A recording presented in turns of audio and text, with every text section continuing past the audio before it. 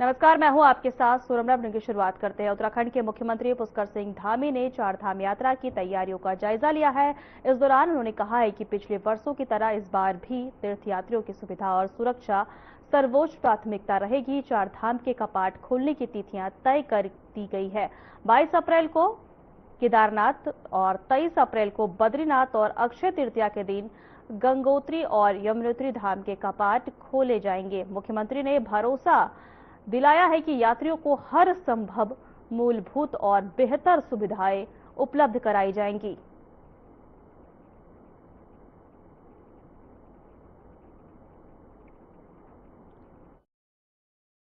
देखिए, जिस प्रकार से पिछले सालों में हमारे यहाँ आने वालों की संख्या बढ़ी है, उनको पार्किंग की कोई असुविधा न हो, कोई परेशानी न हो। चारधाम यात्रा एक हमारी लाइफलाइन होती है।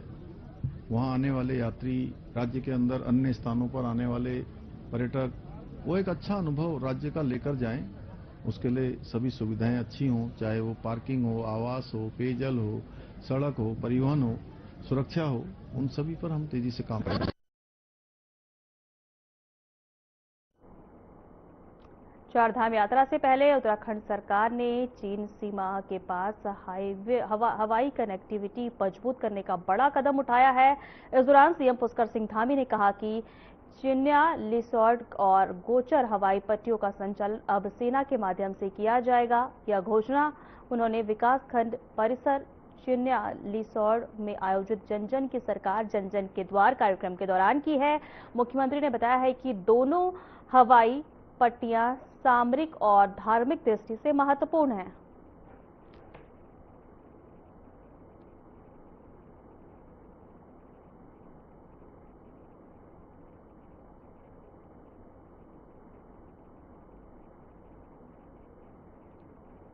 मुख्यमंत्री पुष्कर सिंह धामी ने जन जन की सरकार जन जन के द्वार अभियान के तहत उत्तरकाशी में आयोजित शिविर और जन सुनवाई कार्यक्रम में हिस्सा लिया है। चुनिया लिसॉर्ड विकासखंड मुख्यालय में कुल 127 शिकायतें दर्ज की गई है, जिनमें से 78 का मौके पर ही समाधान किया गया है। मुख्यमंत्री ने इस अभियान को सरकार की जनता के प्रति प्रतिबद्धता का सशक्त उदाहरण बताया।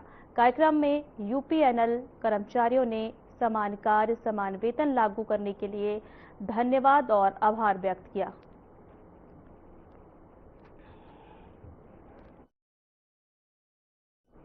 आपको एक बार फिर से बता दें, 127 शिकायतें और 78 उत्तरकाशी में समाधान कर्मचारियों का सीएम ने किया और धन्यवाद सीएम का दिया। उन्होंने कर्मचारियों ने सीएम का धन्यवाद दिया। उत्तरकाशी में कार्यक्रम रखा गया था जन सुनवाई की। कार्यक्रम में सीएम का आभार जताया लोगों ने। उत्तरकाशी में कार्यक्रम रखा गया था। इस दौरान कार्यक्रम में 127 शिकायतों का 78 का जो है समाधान किया सीएम ने। कर्मचारियों ने सीएम का धन्यवाद दिया। एक बार आपको फिर से बता दें, उत्तरकाशी में कार्यक्रम रखा गया था जहां पर कर्मचारियों के समाधान किया गया। उत्तरकाशी में जन सुनवाई हुई, जिसमें से 127 जन सुनवाई में 78 का समाधान किया गया।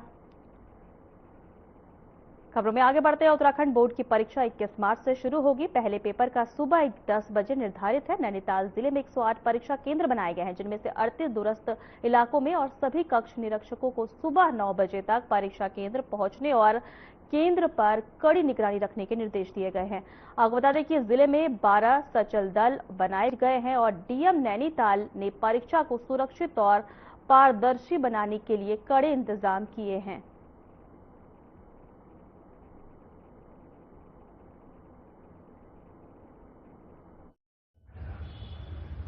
जनपद में 21 फरवरी से 20 मार्च तक हाई स्कूल और इंटरमीडिएट बोर्ड की जो उत्तराखंड परीक्षा परिषद है उसकी परीक्षाएं आयोजित हो रही हैं।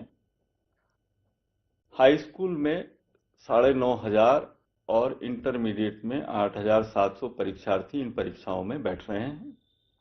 108 परीक्षा केंद्र जनपद में हैं। 106 परीक्षा केंद्रों में हाई स्कूल और इंटरमीडिएट की दोनों परीक्षाएं साथ साथ होंगी, अलग अलग पालियों में। 38 परीक्षा केंद्र इसमें दूरस्थ क्षेत्रों के आधार पर या ब्लैक स्पॉट के आधार पर या घनी आबादी के मध्य अवस्थित होने के कारण संवेदनशील घोषित किए गए हैं। ठीक है, कितने परीक्षा केंद्र हैं? उनका नाम नहीं होगा या कोई कोड वर्ड ओम 786 वगैरह, ये आपकी उस पर जिम्मेदारी है कि आप देख लें बच्चे ने क्या करा है। बेताल घाट में आयोजित कार्यक्रम में भगदड़ के बाद शीलू कुमार पर पुलिस ने मुकदमा दर्ज किया है। शीलू कुमार का कहना है कि कार्यक्रम के लिए प्रशासन ने अनुमति ली गई थी और यह पूरी तरह वैध था। वहीं आपको बता दें, कार्यक्रम में जरूरतमंदों को कंबल वितरित किए जा रहे थे। भीड़ ज्यादा होने की वजह से अफरा तफरी हुई।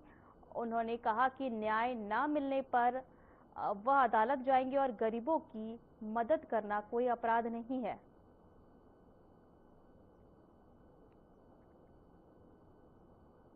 आपको एक बार फिर से बता दें, भीड़ ज्यादा होने के कारण अफरा तफरी मच गई। वहीं जरूरतमंदों को कंबल बांटा जा रहा था। उसी दौरान शीलू कुमार पर पुलिस ने जो है मुकदमा दर्ज कर लिया है। अफरा तफरी के दौरान जो है भगदड़ मच गई, जरूरतमंद को कंबल बांटा जा रहा था, उस वक्त ये घटना हुई है। हल्द्वानी की घटना है, भीड़ ज्यादा होने के कारण अफरा तफरी मच गई। जरूरतमंद को कंबल बांटे जाने के दौरान अफरा तफरी मची। उत्तराखंड प्रेस वार्ता के दौरान ये घटना घटी है। भीड़ ज्यादा होने से अफरा तफरी हुई। शीलू कुमार पर पुलिस ने मुकदमा दर्ज किया है। शीलू कुमार पर पुलिस ने मुकदमा दर्ज कर वहीं शीलू कुमार का बयान आया है कि वो जरूरतमंदों को कंबल बांट रहे थे। तैयारियां वहां देखिए, बिल्कुल बदले की भावना के तहत किया गया और हमारी जो तैयारी थी बहुत कुछ अच्छी थी और भारी जनसमर्थन वहाँ पर आया। सभी लोगों ने हमें अपना प्यार दिया। उन लोगों का मैं धन्यवाद देना चाहूँगा। आप सभी मीडिया से सभी हमारे सम्मानित जन आए हैं, उनका मैं धन्यवाद देना चाहूँगा, है ना। और ये हमारे ऊपर मुकदमा लगा रहे हैं कि हमने बिना परमिशन के वहाँ पर बिना अनुमति के प्रोग्राम किया। अब ये देखिए,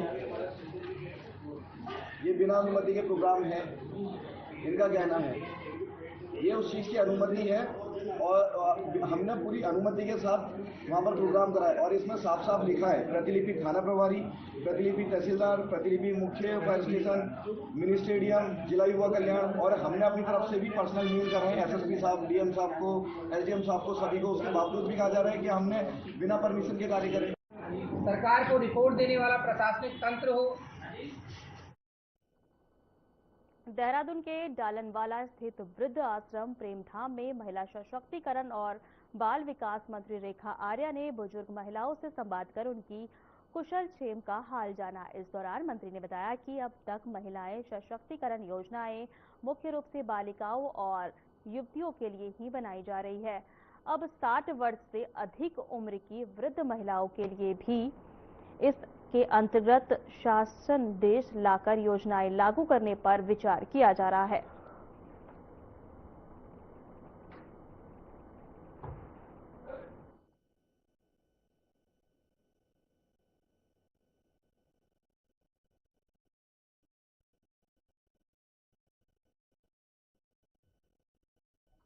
हम लोग इस दिशा में एक विचार बना रहे हैं कि महिला सशक्तिकरण अब तक में बालिकाओं और महिलाओं के रूप में विभिन्न प्रकार की योजनाओं के रूप में उनका सशक्तिकरण सुनिश्चित करने का विभाग ने हमेशा से काम किया। लेकिन जो 60 वर्ष से ऊपर वाली महिलाएं हैं, उनके जीवन में पति के साथ या पति के विहीन क्या उनकी लाइफ है, और वो जो अकेले घरों में रह रही हैं या संस्थाओं में रह रही हैं, सरकार उनके लिए किस तरह से एक सपोर्टिव सिस्टम डेवलप कर सकती है, उस विचार को किस प्रकार से शासनादेशों में लेकर आ सकते हैं।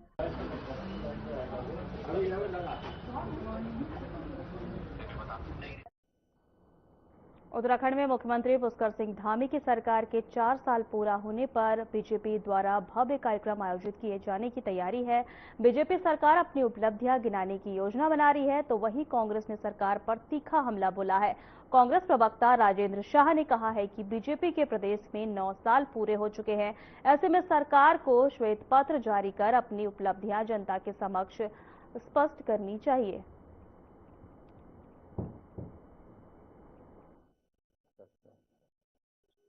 4 साल की नहीं उपलब्धियां उनको 9 साल की बतानी पड़ेंगी। 4 साल न कहें, वो 9 साल से उनकी सरकार है। इसको भाजपा साफ करे कि वो 9 साल में उन्होंने क्या किया। उस तमाम चीजों का एक श्वेत पत्र निकाले और श्वेत पत्र के द्वारा वो बताए कि किस किस फील्ड में किस किस जगह उन्होंने क्या किया।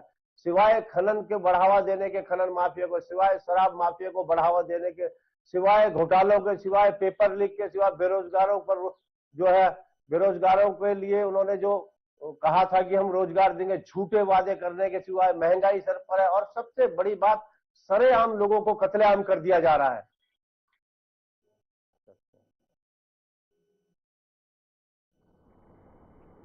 ऋषिकेश में बाहरी लोगों के सत्यापन को लेकर पुलिस ने विशेष अभियान चलाया है। डीजीपी दीपम सेठ के निर्देश पर कोतवाली पुलिस ने मायाकुंड की बंगाली बस्ती और आईडीपीएल के मीरानगर क्षेत्र में घर घर जाकर किराएदारों का सत्यापन किया। अभियान के दौरान पुलिस ने किराएदारों की पहचान, निवास अवधि और वेरिफिकेशन की स्थिति की जांच की है।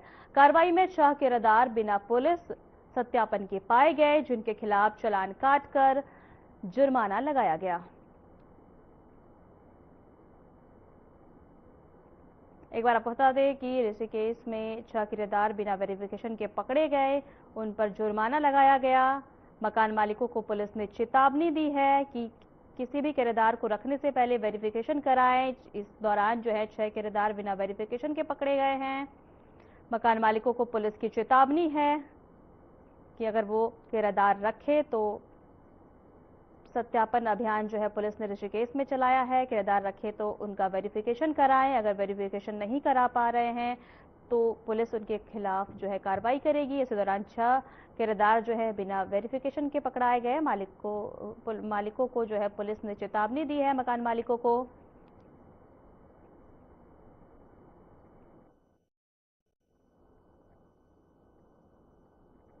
मसूरी में माल रोड स्थित कसमंडा रोड पर नगरपालिका परिषद की ओर से स्वच्छता अभियान चलाया गया। सभासद जसवीर कौर के नेतृत्व में मार्ग पर पड़े कूड़े के ढेर को हटाया गया और लंबे समय से खड़े वाहन को भी हटाया गया। वहीं स्थानीय लोगों की शिकायत थी कि यहां आज तक जो है आरज तत्व बैठकर नशा करते हैं और पटरी व्यापारियों को बक्से रखने से आवाजाही में दिक्कतें होती है। अभियान के दौरान जो है आपको बता दें, नगर पालिका टीम ने सफाई कर मांग को सुगम बनाया। रोड है और यहाँ पर इस रोड पर कई होटल है, जल संस्थान का ऑफिस भी है। इसके 2 मार्ग है, एक ये जाता है जो कि स्कूटर और पैदल चलने वालों के लिए और ये गाड़ियों के लिए। ये बैंड देखिए आप, यहाँ पर बैंड पे यहाँ लोगों ने गाड़ियां खड़ी कर दी। अब जितने भी हमारे यहाँ के जो पटरी वाले थे उनको सबको वहाँ जगह मिल गई, पर उनके बक्से यहीं पड़े हैं काफी समय से। और उनको बता भी दिया गया था कि आप ये बक्से यहाँ से हटा लीजिए, क्योंकि यहाँ पर गाड़ी को घुमाने में प्रॉब्लम होती है और यहाँ पर रात को जो है लोग इसका टेबल बना के शराब पीते हैं यहाँ पर।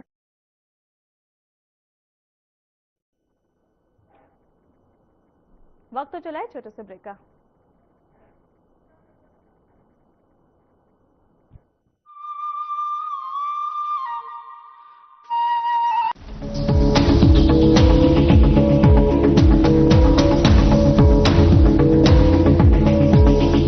जॉइंट पेन के लिए डॉक्टर ऑर्थो ऑयल के अमेजिंग रिजल्ट सबको पता है, पर क्या आपको पता है कि पुराने और ज्यादा बिगड़े दर्द के लिए डॉक्टर ऑर्थो ऑयल के साथ साथ डॉक्टर ऑर्थो कैप्सूल्स को भी रेगुलर यूज करना चाहिए। ये कोई टेम्पररी पेन किलर नहीं, आयुर्वेदिक औषधि है। नमस्कार दोस्तों, हम सभी जानते हैं मोर हमारा राष्ट्रीय पक्षी है। इसके अलावा हिंदू संस्कृति और ज्योतिष शास्त्र में भी मोर पंख का खास महत्व है। कहते हैं मोर के पंखों में देवी देवताओं और 9 ग्रहों का वास होता है। ज्योतिष के मुताबिक घर में विधिवत तरीके से मोर पंख स्थापित करने से सारे दुख दर्द और घर के सभी वास्तु दोष खत्म हो जाते हैं। इसके अलावा रंग बिरंगे मोर पंख हमें ये भी सीख देते हैं कि हमारा जीवन भी इसी तरह के रंगों से भरा पड़ा है, कभी खुशी के रंग तो कभी गम के रंग। लेकिन क्या ये आप जानते हैं कि भगवान राम पर एक मोर ने कर्ज चढ़ा दिया था, जिसे उन्होंने अगले जन्म में उतारा। दोस्तों, ऐसा कहा जाता है कि वनवास के दौरान माता सीता को पानी की प्यास लगी। राम जी ने चारों ओर इधर उधर देखा, उन्हें दूर दूर तक जंगल ही जंगल दिख रहा था। उन्होंने जंगल देवता से प्रार्थना की, और कहा कि हे जंगल देवता, हमें पानी की ओर जाने का रास्ता बताइए। थोड़ी देर में एक मोर आया और उसने राम जी से कहा, प्रभु चलिए, मैं जलाशय तक आपका मार्गदर्शक बन जाता हूं, लेकिन रास्ते में कोई भूल चूक होने की संभावना है। राम जी ने पूछा, वो क्यों? मोर ने कहा, प्रभु मैं तो उड़ता हुआ जाऊंगा और आप चलते हुए, ऐसे में आप रास्ता भटक सकते हैं, इसलिए मैं रास्ते के बीच बीच में अपना एक मोर पंख निशानी के लिए छोड़ता जाऊंगा। उसका पीछा करते करते आप जलाशय तक पहुंच जाएंगे। दोस्तों, सच बात यह है कि मोर के पंख एक विशेष समय और एक खास मौसम में ही बिखरते हैं। अगर वो अपनी इच्छा के विरुद्ध पंखों को बिखेरेगा तो उसकी मृत्यु हो जाती है, और वही इस मोर का भी हुआ। आखिर में जब मोर अंतिम सांस ले रहा था तो वो कहता है कि मैं कितना भाग्यशाली हूं कि जो सारी दुनिया की प्यास बुझाते हैं, ऐसे प्रभु की प्यास बुझाने का मुझे सौभाग्य मिला। मेरा जीवन धन्य हो गया, अब मेरी कोई भी इच्छा शेष नहीं रह गई। इस पर श्री राम ने मोर से कहा कि मेरे लिए तुमने जो मोर पंख बिखेर कर मुझ पर जो कर्ज चढ़ाया है, मैं उस कर्ज को अगले जन्म में जरूर चुकाऊंगा। उसके बाद अगले जन्म में भगवान राम ने कृष्ण का अवतार लिया और अपने सिर पर मोर पंख धारण किया।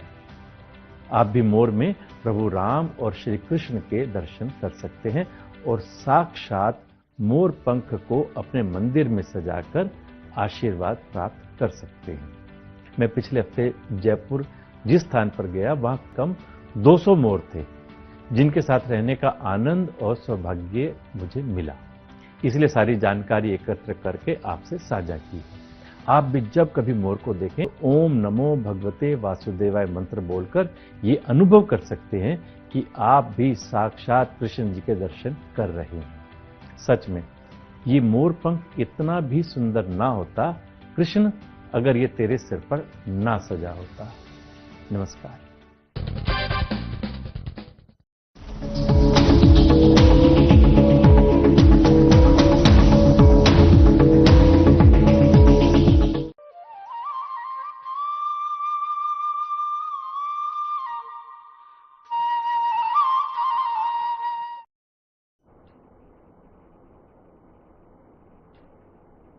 ब्रेक के बाद आपका स्वागत है। उत्तराखंड बोर्ड की परीक्षा 21 फरवरी से शुरू हो रही है। आपको बता दें, इस वर्ष कुल 2,15,252 के परीक्षार्थी शामिल होंगे। वहीं आपको बता दें कि हाई स्कूल में 1,12,286 छात्रों ने पंजीकरण कराया है, जिनमें से 1,10,544 संस्थागत और 1,722 व्यक्तिगत परीक्षार्थी हैं। तो वहीं इंटरमीडिएट में 1,02,996 छात्र पंजीकृत हैं, जिनमें 99,349 संस्थागत और 3,663 व्यक्तिगत शामिल हैं। परीक्षा के लिए प्रदेश भर में 1,261 केंद्र बनाए गए हैं, जिनमें से 156 संवेदनशील और 6 अति संवेदनशील केंद्र चिन्हित किए गए हैं। माध्यमिक शिक्षा निदेशक डॉक्टर मुकुल कुमार सती ने बताया है कि सभी तैयारियां पूरी कर ली गई है और सुरक्षा के पुख्ता इंतजाम किए गए हैं।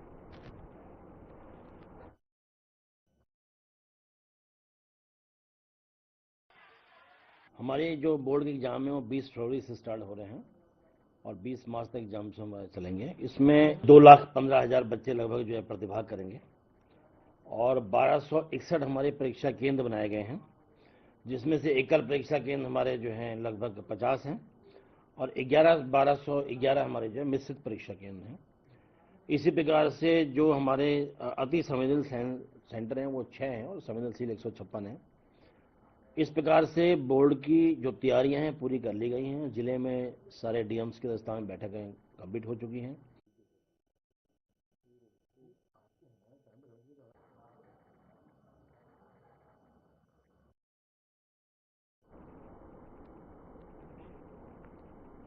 लक्ष्मण झूला थाना पुलिस ने 2 नशा तस्करों को 31 ग्राम स्मैक के साथ गिरफ्तार किया है। चेकिंग अभियान के दौरान पुलिस को 2 युवक संदिग्ध अवस्था में घूमते मिले, जो रुकने का इशारा करने पर भागने लगे। पुलिस ने घेराबंदी कर दोनों को पकड़ा और तलाशी में स्मैक बरामद की। वहीं आरोपियों की पहचान साबिर अली और शराफत अली निवासी श्रीनगर गढ़वाल के रूप में हुई है। आपको बता दें कि इस मामले में एसएसपी सर्वेश पवार ने बताया है कि तस्कर स्मैक रामपुर बस अड्डे से शकील नामक युवक से लाए थे।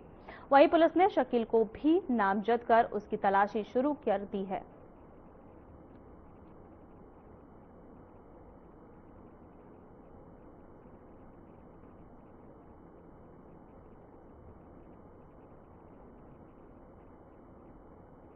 सोलह फरवरी को कांग्रेस के लोक भवन कूच के बाद बीजेपी और कांग्रेस के बीच बयानबाजी जो है तेज हो गई है। बीजेपी के कैबिनेट मंत्री गणेश जोशी ने आरोप लगाया है कि सहारनपुर से भाड़े की भीड़ लाकर कांग्रेस ने प्रदर्शन किया। कांग्रेस ने कड़ा जवाब दिया। प्रदेश महामंत्री राजेंद्र शाह ने कहा कि एक ऐसे व्यक्ति जो आय से अधिक संपत्ति के मामले में आरोपी है, वह कांग्रेस पर आरोप लगा रहा है। राजेंद्र शाह ने आरोप लगाया है कि गणेश जोशी को गैर कानूनी तरीके से गार्ड ऑफ ऑनर दिया गया है। वहीं मुख्यमंत्री ने कहा है कि पुष्कर सिंह धामी ने कार्रवाई क्यों नहीं कर रहे हैं।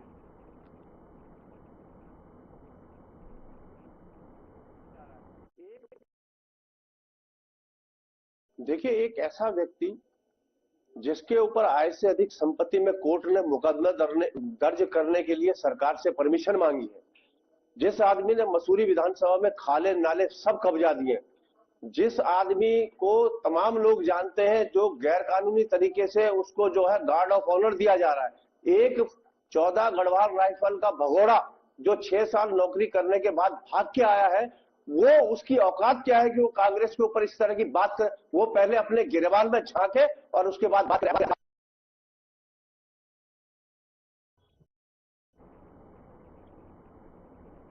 मसूरी देहरादून मार्ग पर एक बोलेरो टैक्सी ने देहरादून से मसूरी जा रही मोटरसाइकिल को टक्कर मार दी है, जिससे दो युवक जो है घायल हो गए हैं। उन्हें एम्बुलेंस से अस्पताल ले जाया गया है, जहां एक की हालत गंभीर और दूसरे के पैर में गंभीर चोटें आई हैं। वहीं वाहन के कुल्लू खेत वन विभाग की चौकी के समीप खड़ी दूसरी मोटरसाइकिल को भी टक्कर मारी। वहीं आपको बता दें, मामले में पुलिस ने वाहन चालक को हिरासत में ले लिया और बताया कि वह नशे में था तथा गति तेज से वाहन चला रहा था।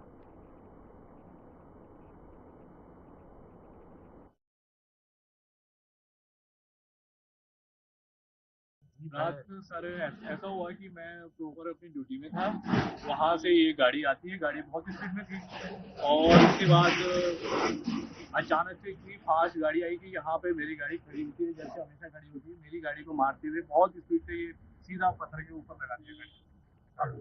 जैसे हमने देखा तो गाड़ी स्पीड में था, मेरी गाड़ी वहाँ पे लगी। आप देख ही सकते हैं जो ड्राइवर था वो शराब सर, उसको देखने से तो यही लगा कि वो पिए हुए थे। ये हम जा रहे थे ऊपर को और वहाँ पे ऊपर जाके ये गाड़ी आई बहुत तेजी में। कहाँ पे?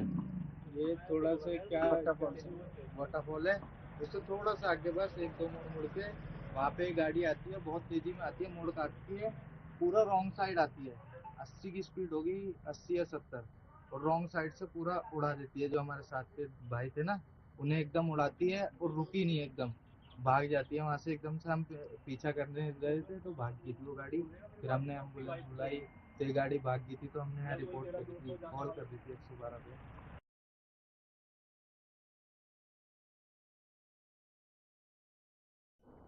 फिलहाल हमारे खास बुलेटिन में इतना ही। नमस्कार।